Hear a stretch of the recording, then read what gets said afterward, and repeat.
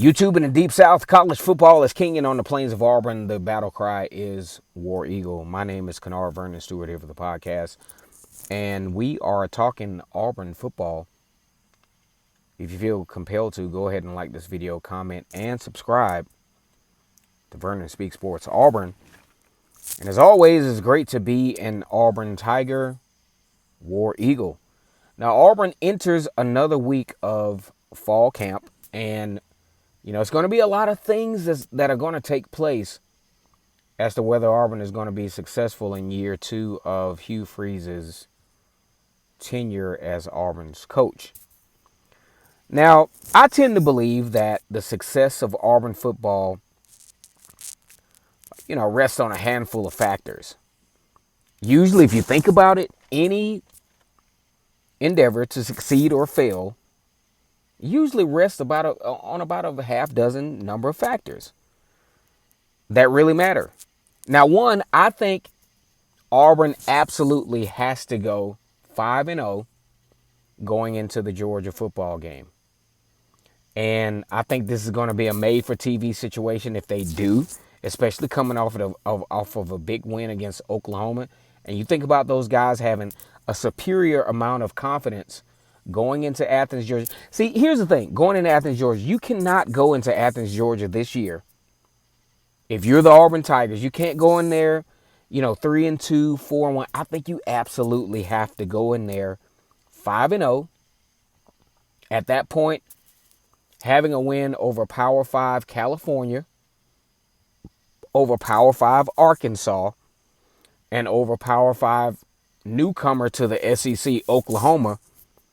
You got to have those. You got to figure out a way to get those. And to be honest with you, I don't see why they can't. And that's one of the half a dozen factors that we're looking at, in that type of scenario. One thing Auburn has to do, they have to be very cerebral at how they use their personnel going into that game. Don't want to risk a couple of injuries, because for one, I think you have a very talented running back room, but you have a very depth lacking running back room. You got about 3 running backs, and we're going to talk about that a little bit later on in the video. Well, you got to preserve these guys. You got to have these guys with fresh legs going into that game. Now, in Auburn's case, we look at some of the half dozen factors that really matter. If Auburn's going to go 5-0, and we're going to talk about a particular guy that I'm big on, and I was big on him when Auburn got him out of the transfer portal, and I think that's one of the few good things that happened during Brian Harson's era. I mean, a couple of good things he did. I mean, he was responsible for Jarquez Hunter, kind of a diamond out of the rough. I think Jarquez Hunter blossomed in his last year or two at Neshoba High School in Mississippi, and has become now on the list of one of the top SEC running backs coming into the 2024 season. Now, in Auburn's case, when we look at these half a dozen factors, number one is Auburn's coaching staff. We talk about Auburn's coaching staff. Did he do a good job of replacing the coordinators and some of the assistants based on his comfort level? I think he's very comfortable right now with what he has. And you look at the intensity and the result of recruiting, I'd say for the first gig, probably so.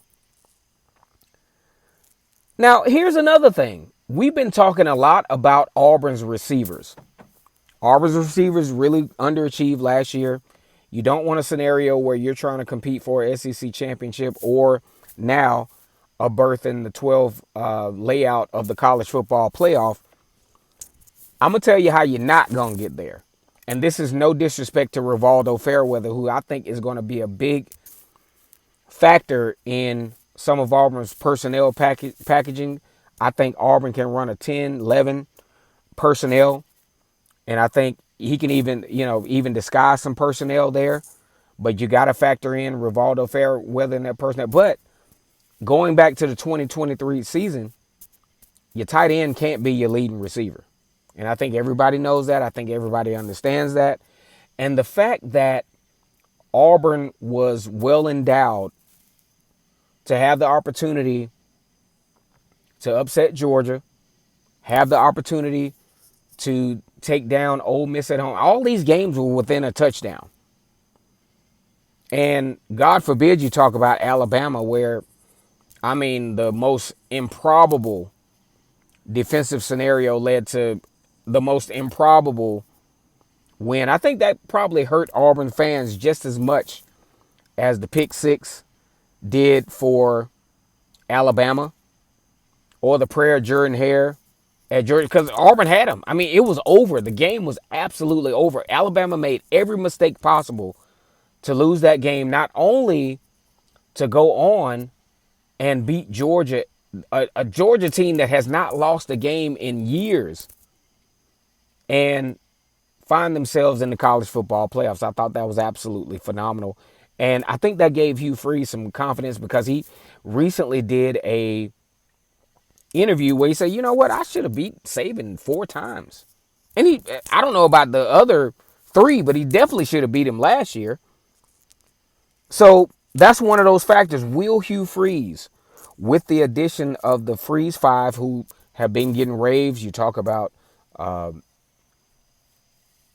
Cam Coleman and Simmons and all those other guys who have come along and have provided some type of renaissance for the wide receiver position at Auburn. I hope Auburn is able to retain those guys with proper utilization. And, you know, you include Keandre Lambert-Smith, who has a great deal of experience. I mean, hey, guys, will they at least make the new addition of the receivers? Would that make at least a little bit of a factor as to the success of Auburn? I'd say absolutely. Absolutely. And I'd say the running back room is versatile. I think they're talented. I think they're very talented. One of my favorite runs of the years was a run with Damari Alston again in the Alabama game, where he exploded for a nice run. I think the eye coordination and the explosion down the field, I think that showed a lot of talent and a lot of potential with him. I think they're very, very talented there.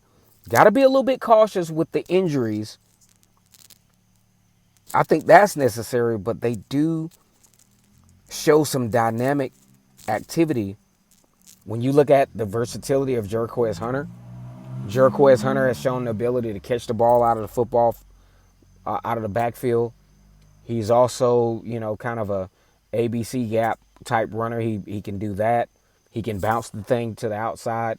But we just need Jerquez Hunter to be a little bit more consistent, and I think he will be. I think a better offensive line will allow him to do that. And I'm a huge fan of Damari Alston. I think he's more of that traditional type power running back. He's shown some ability to catch the football out of the field. And not Jerquez Hunter, but Jeremiah Cobb, I think will be the X factor of this running back room. I think he's been very patient to wait his turn, and I think he has the talent to really unleash some things, to make some game-breaking plays. Do you guys remember? I want you guys to try this on for your mental size. You know, back in 2010, where Auburn had Ontario McCaleb. Do you remember in 2013 when they had Corey Grant as that X factor? I think that's going to be huge for the Auburn Tigers. But most notably, the defense. I think this defense for the Auburn Tigers has to be the type of squad that makes the key stops at the right time, and they didn't do that in those close games against LSU, against Ole Miss. They didn't make those stops, and that was a key difference. Outside of the offense being a little bit shaky, but they didn't make those key stops against Alabama. They didn't make the key stops to win those football games. And I think they have the opportunity, especially when you have a guy like Asante, Eugene Asante. Eugene Asante arguably, easily, and most deservedly a key piece to the SEC when you talk about defense. This guy can do a lot of stuff. Had 86 tackles last year. 86 tackles. They call him the freak. And I'm going to tell you why. Because a lot of times you don't have an interior linebacker that has 5 sacks. He has a knack for pressuring the quarterback. And he did a great job of it. And I think it could be even more phenomenal this year, considering there's an overhaul on off a defensive line, even though you lose some guys, especially Marcus Harris. But I think you have some replaces. And then you got the schematics of DJ Durkin that will allow a lot of things to happen. You talk about a 4-2-5. Now, a lot of people think like, okay, a 4-2-5 that's your base defense. But no, just like Auburn has the opportunity on offense to run a 10 personnel, 11 personnel, and do pretty much whatever they want to do. They can do a all-out wide receiver situation where there's no running back. They can do a lot of things because of the personnel that they have, and they definitely can do it on defense. And Eugene Asante, I'm trying to figure out with the talent and with his production from 2023, how in the heck did Brian Harson's staff not have him as a pivotal player in that situation? Like, that says a lot, and that's probably why Brian Harsin is not coaching football anymore. And he hasn't landed anywhere, not as an analyst or anywhere. You know, he was a leading tackler for Auburn, Eugene Asante was. And we figured, well, at least I figured, I started to see this impact in the California game from last year. I'm like, damn, this guy's actually pretty good. Made some key stops. And matter of fact, you take Eugene Asante out of that California game, Auburn does not win that game. Key plays in that game.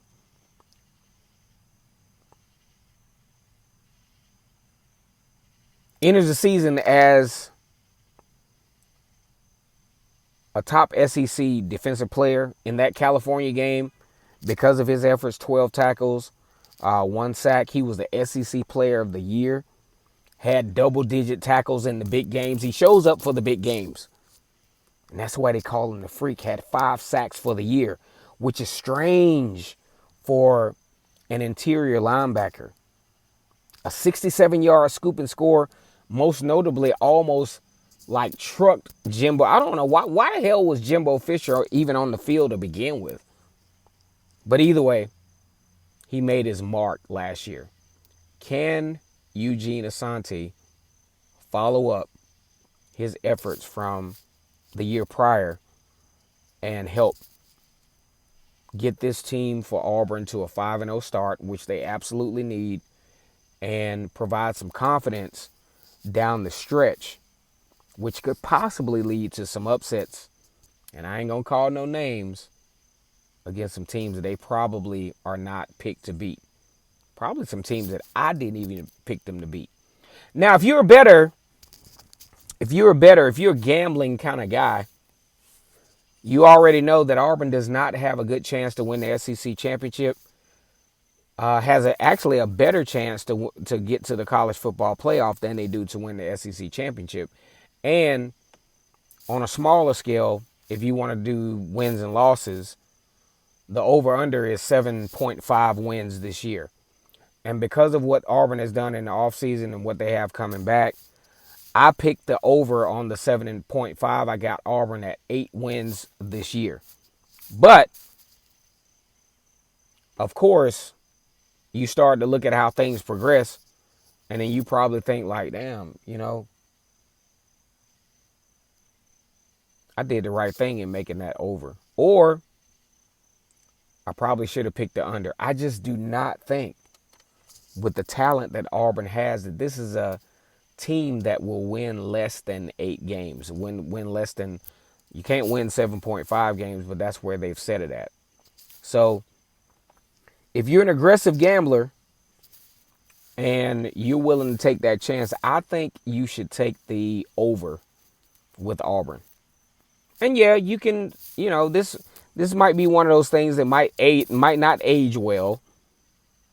And Auburn fans are very good at, you know, getting real hyped up when Auburn wins and then getting real down when they lose. But there's something about the wide receiver core. There's something about the reemergence of Peyton Thorne, who actually led Michigan State to the Peach Bowl in his prime at Michigan State, actually winning that game. And seeing how he performs when he doesn't have the tools around him, and possibly seeing how he can perform with the right situation around him. Worst case scenario, you got to bring in Hank Brown or, Holden Gurney or, something like that. I don't think that will happen. I think Peyton Thorne would be just fine. But I think you got to pick the over here. 8-4. I mean, 8 wins for the Auburn Tigers. And I think you could win a lot of money. Now, I want to know in the comment section, if you're a real betting man and if you got a little money to spare, what do you think Auburn will do? You picking the over, you picking the under? I'm picking the over. Go ahead and like this video, comment, and subscribe to Vernon Speaks Sports Auburn. Down in the Deep South, college football is king. And the Plains of Auburn is War Damn Eagle. Y'all take it easy until next time. Next time will be tomorrow. War Damn Eagle.